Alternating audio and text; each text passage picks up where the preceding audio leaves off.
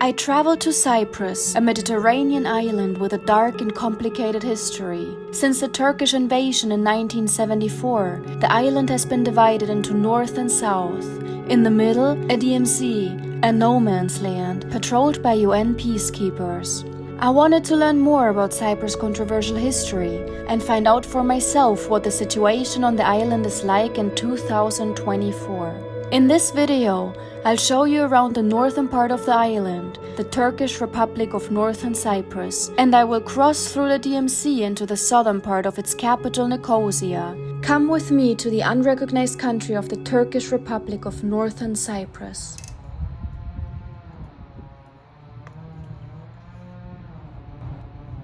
Good morning. I am here in Cyprus, an island with a very interesting and complicated history because the island is divided into north and south.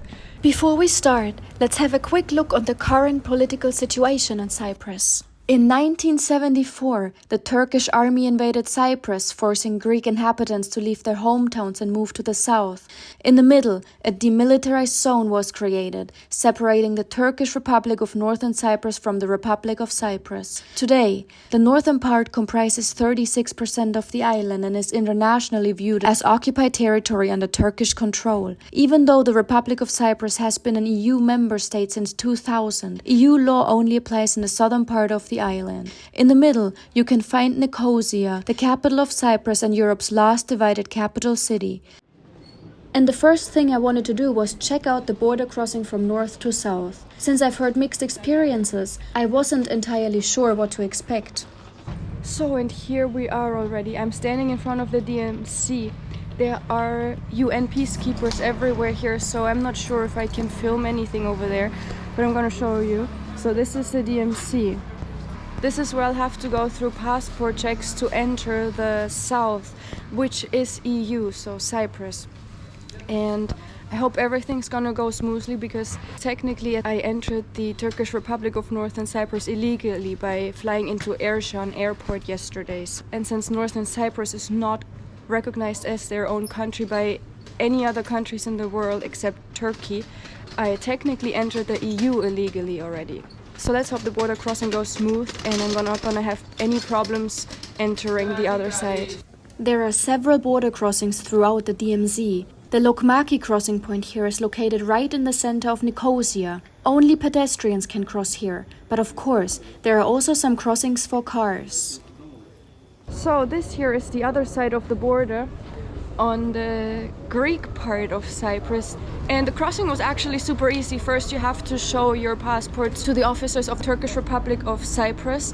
They just check it and let you go through. It's a bit more tricky once you want to enter the southern part of Cyprus.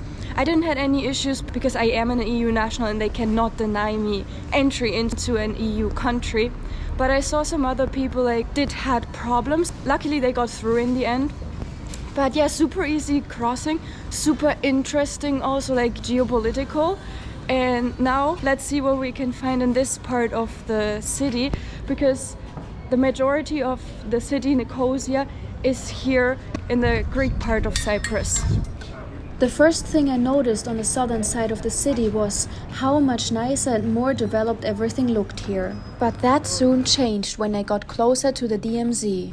So I'm here in a very quiet side street and I saw these abandoned buildings that are falling apart, and what we can see there is the DMZ. So the demilitarized zone goes all the way through Nicosia, the capital, and is patrolled by UN peacekeepers. Everything that is inside the DMZ is abandoned nowadays. There's actually a huge airport, the international airport of Nicosia, which I would love to urbex. The pictures look so cool, but it is not possible to go there because it's patrolled by soldiers. It was also heavily bombed by the Turkish army back then.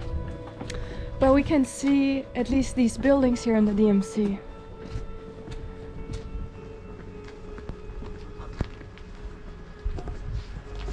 And here we can see big warning sign by the United Nations.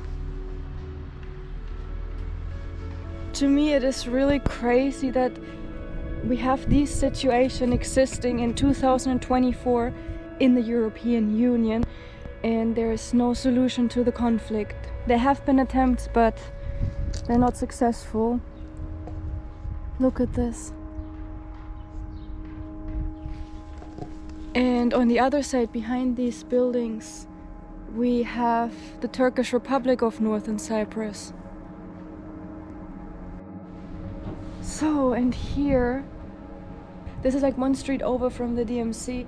There's like lots of abandoned shops here. This here must have been like a spirits shop where you can buy alcohol. Nowadays, it is completely barricaded.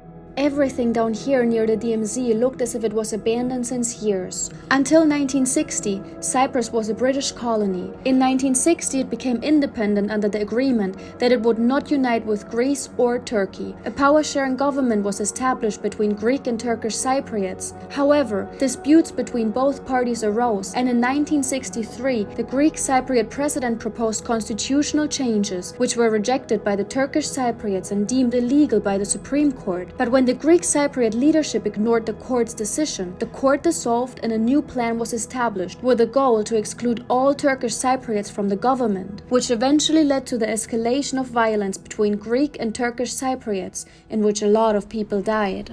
So, and down here at the end of the street, we have one of the old checkpoints. So this one is not active anymore. And this is where UN soldiers would have been patrolling. I already saw some soldiers in the DMC, so there it's strictly prohibited to take pictures, but since this one here is not active anymore, I think I'm gonna be fine.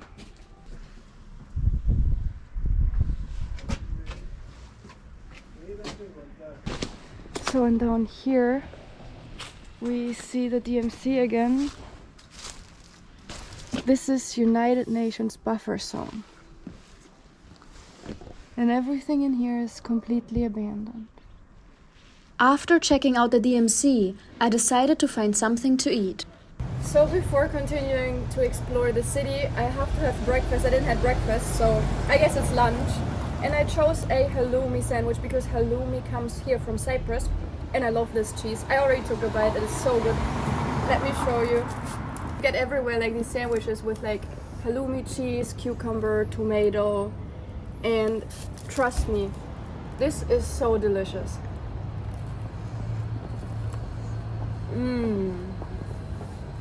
After finishing my lunch, I continued exploring the area and I was really impressed by how modern and nice the city is. Cyprus is actually one of the richest areas in the Mediterranean. This hasn't always been the case. In the 70s, most of Cyprus' economy was made up by the tourism sector, with Famagusta being one of the most popular tourist destinations in the world. But then tensions between Greek and Turkish Cypriots started, which led to paramilitary attacks by Greek Cypriots, which displaced around 20,000 Turkish Cypriots. They became refugees and were forced to live in armed enclaves. And after a coup attempt led by Greece in 1974, the Turkish army decided to invade the island in support of Turkish Cypriots, which led to the division of the island and the southern part losing 70% of its wealth-producing economy, which was mainly made up by the tourism sector.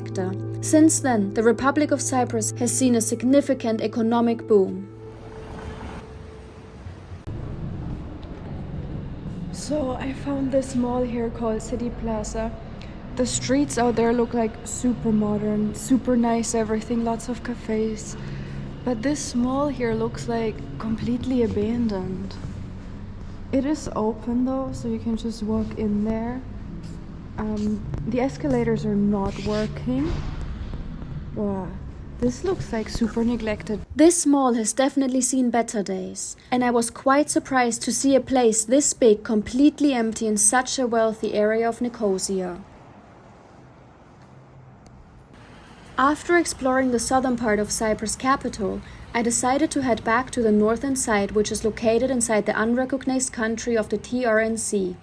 I headed back to the DMZ, where I saw an old UN watchtower which is currently not in use. In recent years, the movement of people between both sides has become more free, one important step towards a more peaceful future.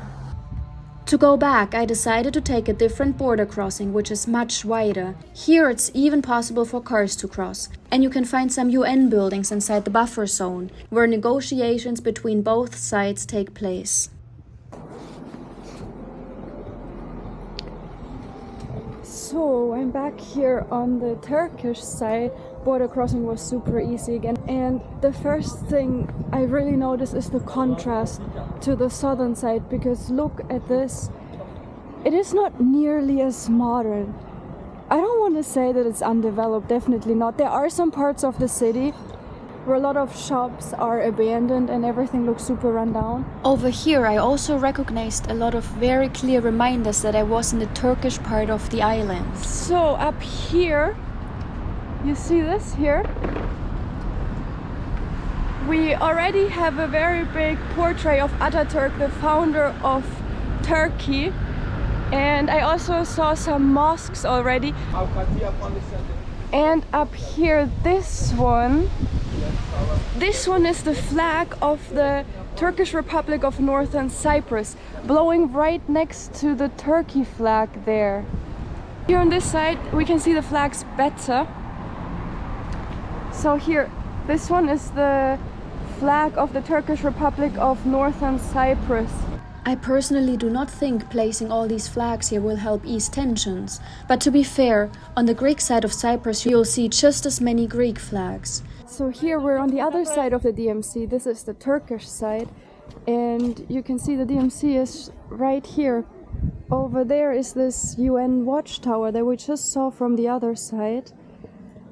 And to be honest, the Turkish side here seems like way more relaxed right now. There's like cafes along the DMC. And yeah, it doesn't look as fenced off as from the Greek side. Good morning from Lefkoşa. Today I'm gonna get a rental car because we're gonna drive across the Turkish part of the island to Famagusta, which is one of the biggest ghost towns today, and we're gonna explore it. But first I'm gonna have breakfast, and this island is very famous for its halloumi, so I got some more bakery items with halloumi. I'm gonna show you. This is like one of these Turkish bagels. You can get them everywhere, but here on the island you get them with halloumi inside.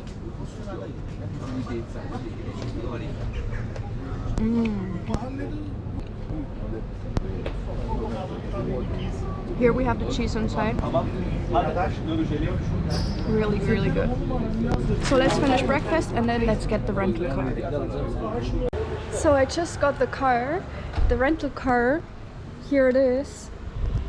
And now the plan is to drive to Famagusta. It will be about an hour drive. But the thing is, they're driving on the left side here on Cyprus because Cyprus used to be a British colony. So it's been a while until I've drove on the left side. Let's hope everything will go well. And then it was time to drive out of the city. The streets here were never built for car traffic, so they're very narrow and winding. Plus, most of them are one-way roads, and unfortunately Google Maps does not always understand this, which made it a bit tricky to actually find the exit out of the walled city. Many houses here were abandoned during the population exchanges between the north and the south. And of course, you can find more abandoned houses in the DMC, hidden behind green canvas. The military presence on the whole island is very high.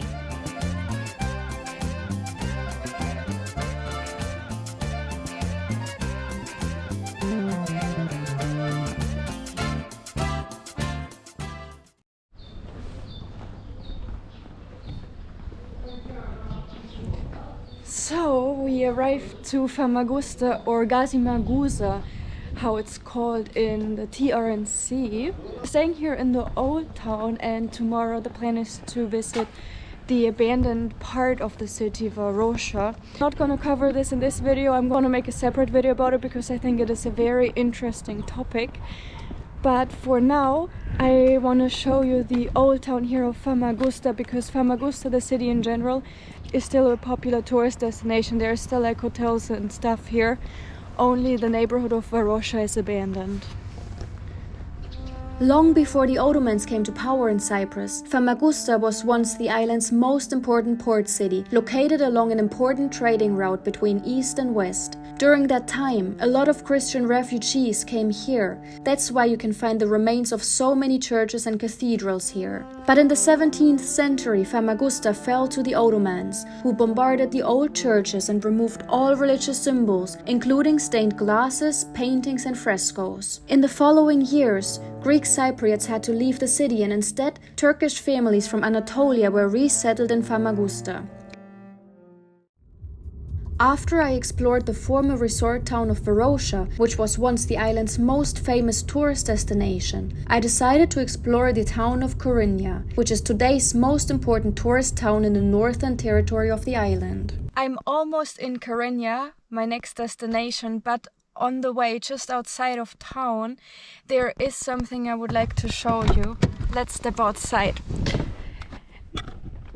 There is a huge unfinished construction project here. I'm gonna show you. It is right over here. You see down here all these unfinished villas. Over here they already have roofs, all these red roofs.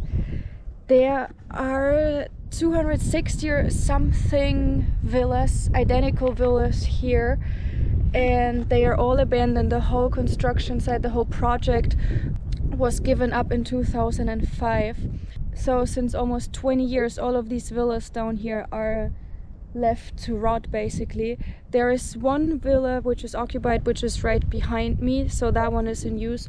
All the other ones are just left. And before we go to our next destination, we're gonna check out this project here behind me.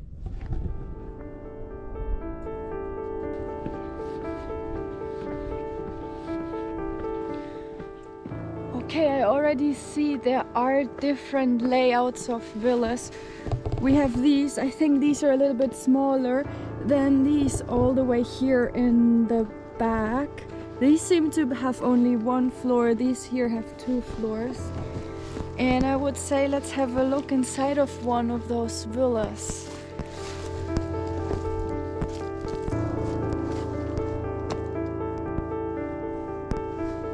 Okay, I honestly have to say, if I would buy one of these villas here, I don't think I would want to have like a concrete wall around my garden. But since all of these villas are built in this huge valley here, I think there is just no other option. I already saw there are some earth slides happening, so I don't know if this is the best location to put all these villas in general. Okay, so here's the villa. I don't know where the main entrance would have been. Each of these villas seems to have this pool here.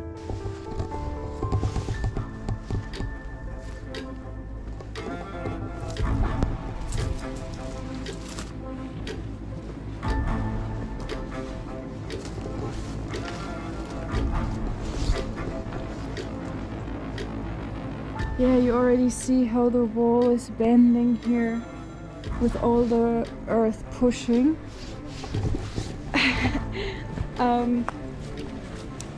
Even if they would have opened this project and if people would have inhabited these villas, I don't know how long they would have survived, because if we look at this wall here,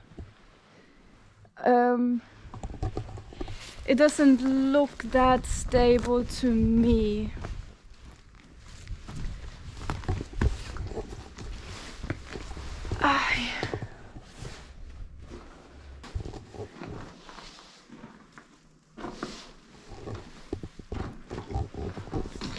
Probably kitchen, living room area. And now, of course, we're gonna have a look upstairs.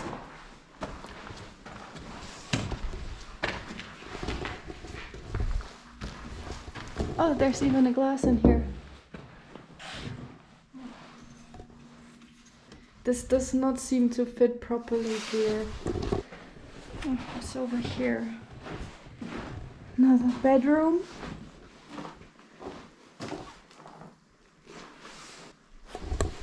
And here one more bedroom. with a private bathroom.